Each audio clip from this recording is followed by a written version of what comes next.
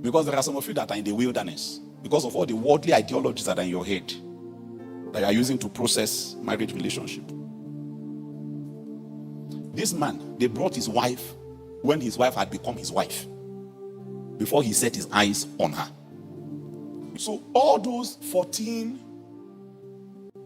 compatibility categories, yet the reality of the matter is, if God decided that this is the person you should marry, everything else that is needed, that is not present, can be present.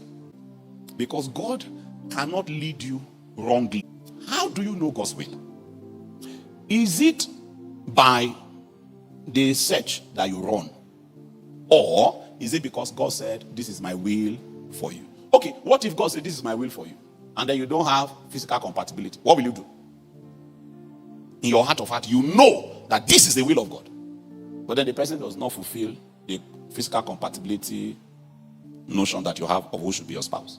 And the other 13 that you mentioned. Let's assume that when you run those 14 checks, you realize that this guy is only 6. So only 6.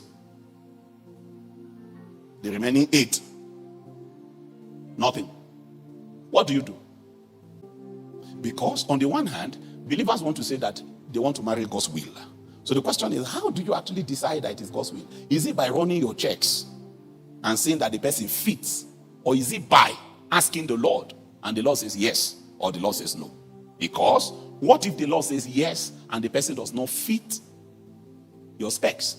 Or what if the person checks all the 14 boxes, and then the Lord says, after you have said surely the Lord's anointed, the man is here, then God says, no, I have not chosen him. He said, you now bring out your ledger and you say, God, see all 14 of them. If God says no and your check says yes, what do you do? If God says yes and your check says no, what do you do? Let me not ask you what do you do. Let me ask a different question. If God says yes and your check says no, what should you do? God says yes, your check says no. Do you follow your check or do you follow God? I can't say what is actually on your mind.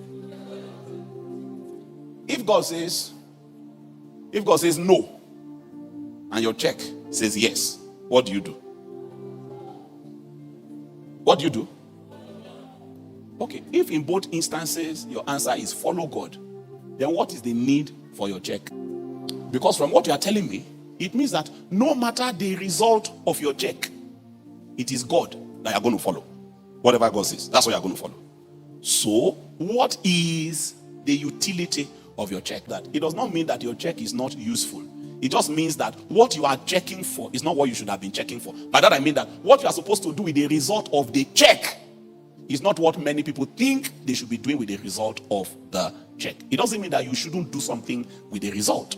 All right? But it is that you need to know what you are supposed to do with the result of your check, especially if the result of your check is tilted in a different direction from what God is saying. Because it doesn't mean that there's nothing to do with it. Because God has said it, I'm going to do what God says anyway. So the check is useless. No, the check is not useless. But what is the use? But don't leave me and say, they say that if you're going to get married, it doesn't matter. You don't need to check anything. You don't need to look at anything. Because if God says it, God says it. That's not exactly what I have said. But I have simply said that from the answers you have given, it means that it is what God says that is the driver of what you will do. Which means the thing you do with the result of your check is not necessarily, except that most people misuse the check. When Isaac got Rebekah, all the checks you want to run before you get married, Isaac didn't have a chance to run those checks. Because by the time he was going to start running the check, he was already a married man anyway.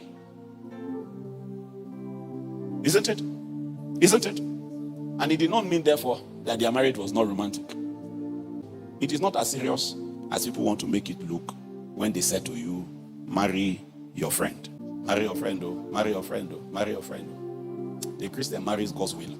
So I have not said, marry your enemy, oh, marry your enemy. Is that what I said? Is that what I said? No. Because there are some of you that are in the wilderness because of all the worldly ideologies that are in your head that you are using to process marriage relationship. This man, they brought his wife when his wife had become his wife, before he set his eyes on her. There are many modern notions of marriage that they have sold to many of us, that many of us have bought, and it has imprisoned our souls. And when you begin to suffer the imprisonment, you put it on God. Say, God, God, God. No. You cannot use the ways of the world. And then it has put you in the prison made by the world. And you want to blame your imprisonment on God, so that you will learn to keep the main things, the main things. Is that okay?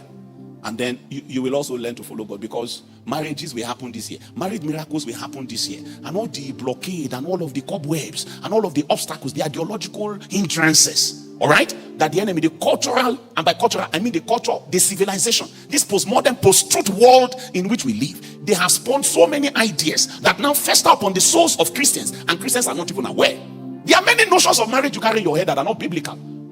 They entered into your being by seepage. Seepage is seeped into you from the culture, from the civilization in which we live. And many of us have mainstreamed them as Christian expectations and obligations, as Christian standards. And we are using them now to process our marriage journey. And many of us are wondering why it looks as if we have stayed in the wilderness for so long. For the way of the Lord is the way of I choose the way of the Lord. May the Lord give you understanding.